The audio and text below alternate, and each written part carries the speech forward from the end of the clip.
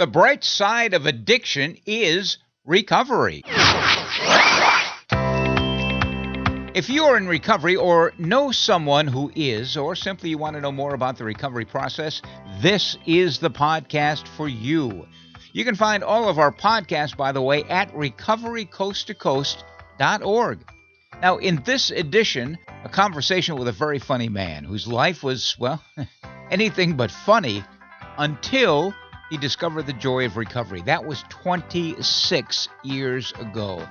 We'll have a conversation with actor John Lehr, perhaps best known for his portrayal of one of the early Geico commercials, the Caveman. Recovery is as recovery does. And we'll close out the podcast with some inspiring reflections about forgiveness from Ally McGraw, an award-winning actress and a person in long-term recovery. Because recovery is as recovery does. I'm Neil Scott, host of Recovery Coast to Coast, our website, recoverycoasttocoast.org. That's recoverycoasttocoast.org. You'll find all of our podcasts there. And following 15 years of nightly broadcasting on iHeartRadio in Seattle, we have now upgraded Recovery Coast to Coast to a national podcast, available to anyone at any time, featuring interviews with everyday people in recovery, as well as clinicians, authors, treatment professionals, recovering celebrities, and newsmakers, all who offer the promise of hope and the reality of recovery. Recovery is living proof. Plus, well-vetted resources for individuals, families, and friends. We invite you to enjoy our podcast and to share it with your friends as well, because recovery is an American way of life. A reminder, our email address, recoverycoasttocoast@comcast.net. We would love to hear from you. Recovery Coast to Coast is supported by Sundown M Ranch, one of the oldest and most successful and affordable, by the way, addiction treatment programs in the country. They've successfully treated well over 200,000 adolescents, adults, families, all over the past 50-plus years. In fact, it was 54 years this past March, treating successfully addictive disease. Residential treatment at Sundown is important because it allows an individual to focus uninterrupted on their treatment, on getting well, on discovering the reality of recovery from addiction, on not just getting into recovery, but staying in recovery, maintaining that one-day-at-a-time lifestyle. Individuals learn and practice at Sundown new skills for living in a supportive environment, and their continuing care program following residential treatment, well, it's among the best in the country. They don't simply treat and release. They provide a bridge into the community of recovery wherever the individual lives. And they've treated men, women, and adolescents from all over the country, hell, all over the world for that matter. If you have a few minutes, you might want to check out their website, which has their history, their philosophy of treatment, and some amazing photos of their facility at the mouth of the Yakima River Canyon. Sundown.org, where recovery becomes reality. I was recently down in San Diego, California, for the annual Leadership Conference of NAATP. That's the National Association of Addiction Treatment Providers, where I had the opportunity to sit down with a very well-known writer, producer, and actor. He's appeared in numerous television series, including 10 Items or Less, Quick Draw, and many others. He may be best known, however, as the original Geico Caveman. Now, if for some reason you're unfamiliar with that iconic series of Geico commercials, I put a link in the show notes. Take a look-see.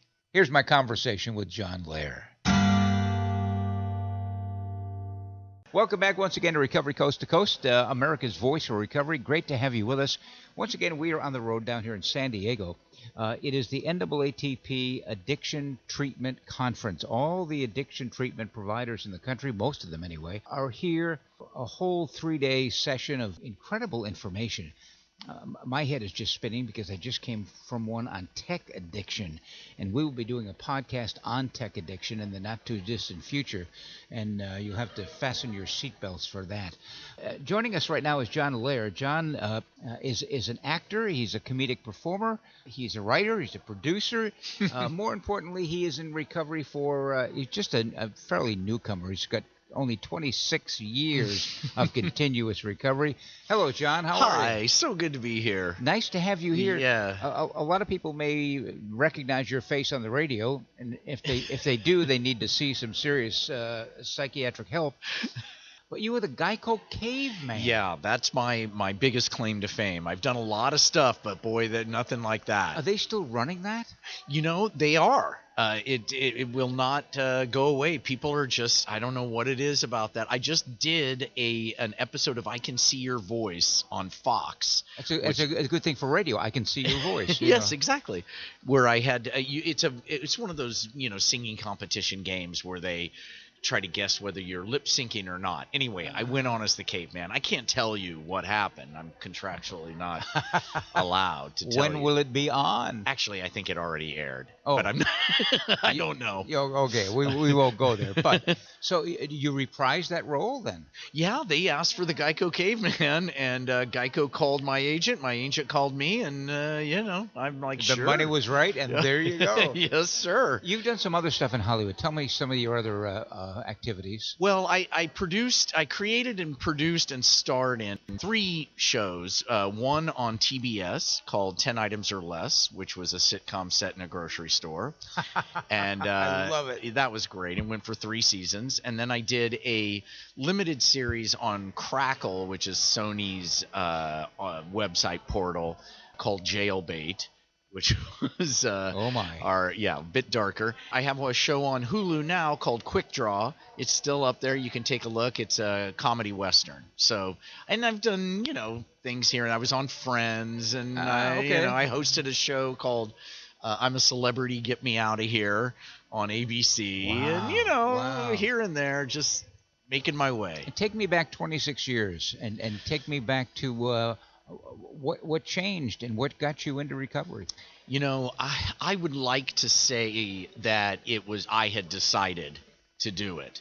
And at the time, that's how I explained it. I was sick and tired of being sick and tired, and I decided to stop drinking and using. The further I get away from that day, the less that seems like the right answer. Yeah. I had plenty of significant opportunities and reasons to quit. Why that time? I mean, it was dramatic. I was in jail. That's dramatic. Yeah, I was in jail on LSD and. So you went to the Gray Bar Treatment Center at first. Yeah. Exactly. Yeah.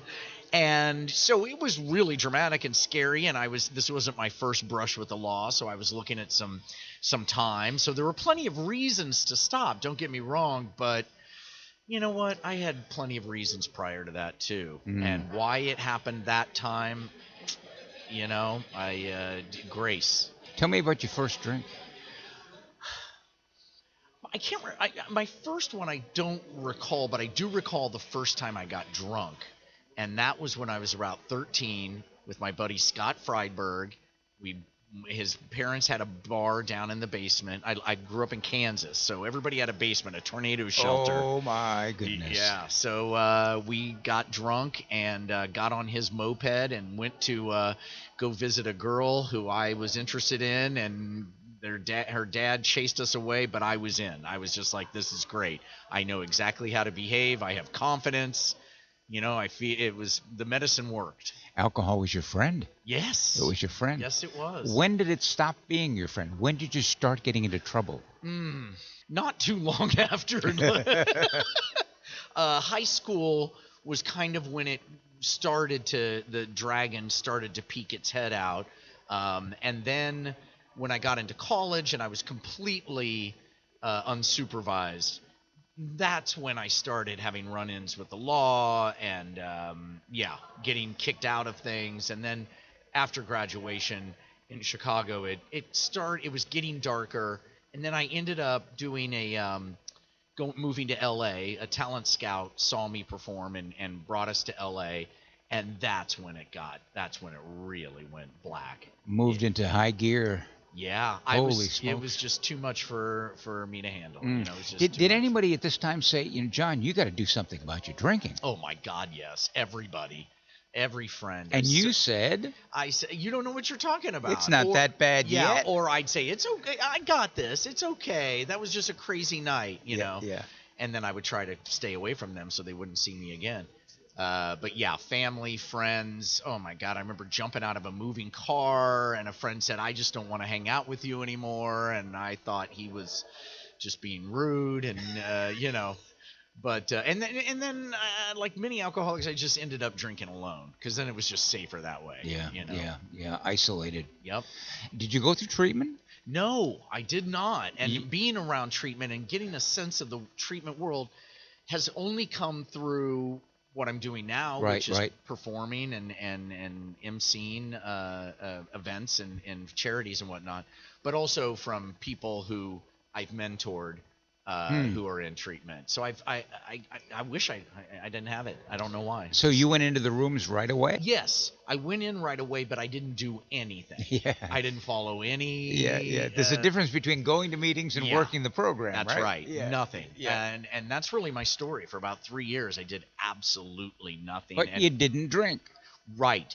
But things got worse. Yeah. As your knuckles got whiter. My knuckles got wider, and I started having run-ins with the last few people who cared about me. I needed to explain to them how they needed to be treating me, setting boundaries, you know, all of those, you know. And if I say this a lot, you know, I did a lot of damage when I was using, but I'll tell you the damage I did after being sober but unrecovered, heavily caffeinated, and that combo. Whew.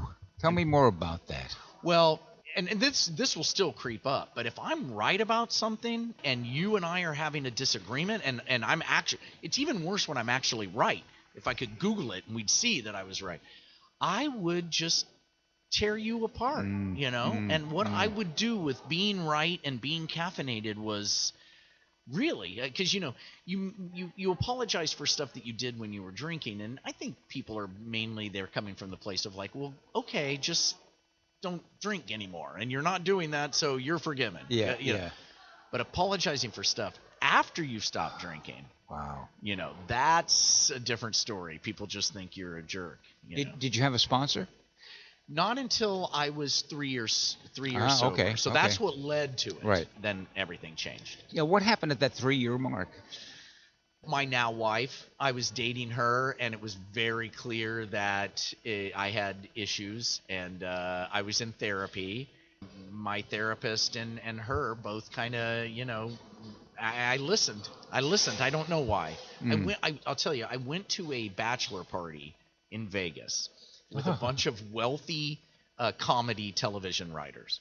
And it was horrible for me because I had no money, and I was sober. I was 3 years sober, and we went to the strip club, which used to be this magical, wondrous place where anything was possible. But when you're sober, it's an entirely different thing. And I was just miserable.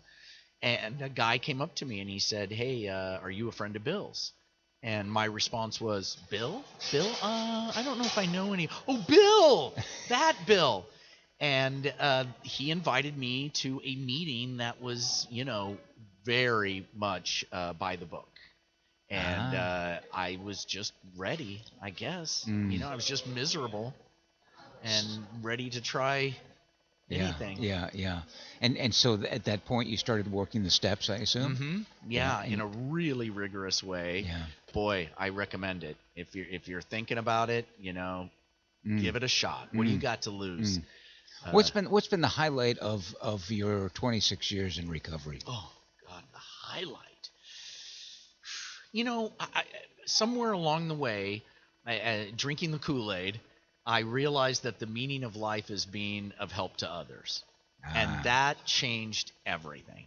And when you are able to be happy for somebody without having a hidden agenda or without pity party and thinking, why not me? Why not? And you can genuinely be happy for someone, it's an incredible feeling. And I paid a lot of money to have incredible feelings. But there's nothing quite like that when it's genuine. That's what I wish for. Yeah, you know, yeah. it's a disease of selfishness for me, and being what's the opposite of self-obsession? Other obsession. And that's really, and and that translates into everything. I'm a father, a husband. I collaborate and work with people. How is life different today at the 26-year mark than it was at the 3-year mark? Oh God, night and day. The 3-year mark, I was just miserable. It was like I'll give you an example. At 3 years, a friend of mine said, and this was a normie friend, said, John, I thought you were supposed to get better, after you stop. And she recommended that I go down to Venice Beach and meditate. I'm living in L.A. So I go down to Venice Beach. I don't really know what meditation. I've been meditating for 20 years, and I still don't really know. Maybe you thought she said medicating. So I sat down cross-legged on the beach and kind of pinched my forefinger and thumb because I had seen that, and sat there for maybe 3 seconds, and then walked into a tattoo parlor and got my nipple pierced. Okay. So that's how insane I was. Wow. And it hurt really, really, really bad. So now I'm not getting my nipple pierced. I'm never going to meditate down in Venice Beach. I can guarantee you that. No kidding. Yeah. Wow. I mean, I'm just out of my mind. Yeah. I'm just looking for anything to not feel how I'm feeling. Yeah. Yeah. Because I can't abide feeling feelings. Yeah. Oh my goodness. Unless they're anger, resentment. How do you carry the message today, John? Well, I work with a lot of people, and that's really probably too many people if you ask my sponsor. That's really what keeps me. That's the big one. And I work all three sides. I still work with my sponsor. I do the deal. I go to meetings, and I help others. It's amazing because I have a very busy life, a very full life. And, do you do stand up? I do. I do stand up. I perform. I've lately been performing at, I guess you call it sober comedy. I never really knew that was a thing. But a few years ago, I was asked to perform about an hour of stand-up at for a charity event for a Caeman. Oh yeah, sure. And that it was a friend of a friend who recommended me because I've always talked about my sobriety in my comedy because that's what I am. It was such a joy to be able to crack people up. Half the people were rich people they were trying to get to chip in. The other half were my people who were, and I just loved it, and so that's kind of word of mouth I've been doing more and more, and that's what brings me here. Yeah. Do you know Mark Lundholm?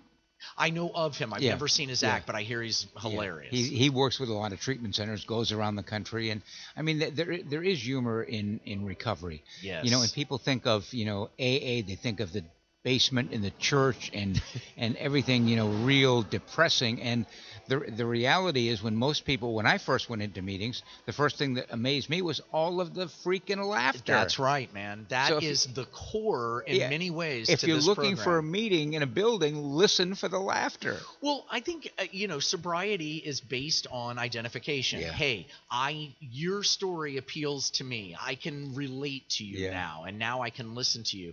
And the best way to show that you relate is by laughing. Yeah. So alcoholics have the darkest sense of humor that you can possibly imagine. Yeah. Only in an AA room will you hear somebody talking about screwing up suicide and people laughing. Yeah, exactly. You know what I mean? And but that's what it takes. Yeah. That's what it takes. Yeah. Obviously, you're in Hollywood, and that's a place that's got a lot of alcohol and drug problems. Yep. Do people look at you and say, "Geez, John, you did it. Can you tell me what to do?" Have All others the time. reached out to you? All the time. Yeah, because I'm very open about it. Yeah. It's really interesting because especially in comedy, there is and all the things that are. It's been a bad time for comedy. The politics got really, where you couldn't make fun of either side. Right. Then you had the pandemic. Now you have people walking up on stage and slapping people. Yeah. It's a bad time for comedy, and a lot of comedians are addicts and drunks. Yeah. One of the good things to come out of this is a lot of addicts are talking about sobriety. on stage. Yeah. And I think there's been a real kind of push for that, which is really interesting. And yeah, I talk about it, and so people come up to me all the time. How do I stop drinking? And of course, I know what they're asking, but the answer is I have no idea. Once you stop, I can tell you a couple of things. Yeah, But I know what they mean, and I can point them and, do the best I can. But when you're in recovery, you're in community. Right. And that's so vital. Right. And that's what's happening here. We're at this convention. It's been a real surprise for me because I didn't get sober in treatment. And this has been such an eye-opening experience. All these people, alcoholics and addicts, but also normies who are involved in this world of just really the bottom line. Yes, they get paid. Yes, it's a profession, but that's not why they're here. Yeah. And it's really cool to see. It's been really fresh. You also do some fundraisers. You do events and things. Yeah, I do. I'm a good MC, so I'm a good Toastmaster. It's got to be soda water at this point. But yeah, I do a lot of stuff like that, and I volunteer for a lot. And it's been a really good ride. And if people want to find out more about you, they would go to John Lehr, LEHR.com. That is exactly right. And I assume they would find out where you will be appearing, what films you might be coming up doing. Yes, sir. And what happened on that mystery TV show that you were just telling me about that you can't tell me about. Well, I know what happened, but I don't know if I don't know. They make you sign so many things now. Yeah. I'm afraid to say anything. Yeah. Well, your secret's safe with me because I don't know it. John Lehr joining us on Recovery Coast to Coast, carrying the message of hope and the promise of recovery. And I've been in this field a long time, and I always say the bright side of addiction is recovery. Mm-hmm. And boy, you got it plastered all over your face. I shouldn't use the word plastered, I guess, but that's okay by me. You have it all over. So do you. And when I met you here, I could see a kindred spirit. Yeah, absolutely. It's so nice to see that relaxed disposition that you can have, man. You can have that. It doesn't have to be pounding the rock every day. Yeah. I wish you continued success. You too. Thanks for stopping by. Special thanks to the very sober Geico Caveman, in recovery now for 26 years. I put a link, by the way, in the show notes on one of his comedic performances about recovery. Check it out. I think you'll enjoy it. Coming up next, actress Ally McGraw checks in with an inspirational message about forgiveness. That's coming up in 30 seconds. We wasted a lot of years hoping, praying for things to get better. I was desperate to save our family. That's when I made the contact. She contacted Sundown Am Ranch. Sundown's nationally recognized alcohol and drug treatment program teaches family members how to break down the barriers of denial. They are taught the skills needed to deal with addiction as a family. Now we're making up for lost time. It was the best contact I ever made. Go to www.sundown.org to learn more. Now, as promised, here's Ally McGraw with a thought for the day on forgiveness. When we first tapped into the power of forgiveness, we saw its value in only limited ways. Certainly it helped us to get over our hurt feelings, kept us from developing resentments, and brought us back to a peaceful frame of mind. In short, forgiveness did what we had been promised it would. We have since come to know a lot more about forgiveness. We see it not simply as an isolated act taken to achieve a specific purpose, but as a new consciousness of sorts, a spiritual approach to living that allows us to coexist peacefully with everything and everyone. When we live in a spirit of forgiveness, it becomes possible to recognize ourselves in people who have harmed us, and to acknowledge that we are capable of committing the very same wrongs. We can more easily understand that such people may be spiritually or emotionally off balance, that they are doing the best they can based on the circumstances of their life experiences. As forgiving people, we offer not only pardon to those who wrong us, but also kindness, compassion, and generosity of spirit. Thought for today: I will try to live in the spirit of forgiveness. That wraps up this edition of the national podcast, Recovery Coast to Coast. And by the way, a special shout out and happy birthday to actress Kelly Osbourne, recently celebrating 1 year of continuous recovery. Keep coming back, Kelly. It works if you work it, and you're worth it. So work it. Well, that wraps up this edition of the National Podcast Recovery Coast to Coast. If you've enjoyed the podcast, and we certainly hope that you have, we'd love to hear from you. Our email is recoverycoasttocoast@comcast.net. Let us know where you listen from. Please hit the subscribe or follow button. It's free, and you'll be notified the next time we publish a podcast. Let us know what you like and what you don't like. Be sure again and tell your friends about our podcast. That also helps us to carry the message, especially on social media. And remember, if you know someone who's experiencing problems with alcohol or any other drug, here is a 24-hour national helpline that offers free information and confidential treatment referrals. Spanish-speaking individuals are available as well. It's 1-800-622-HELP. And join us next time for America's Voice for Recovery, Recovery Coast to Coast, the National Podcast. And another shout-out to our sponsoring organization, Sundown M Ranch, successfully treating individuals, including adolescents and their families, for well over 50 years. Sundown.org. I'm Neil Scott, reminding you to stay healthy, live in gratitude, and be kind to others. Remember, the bright side of addiction is recovery. Pass it on.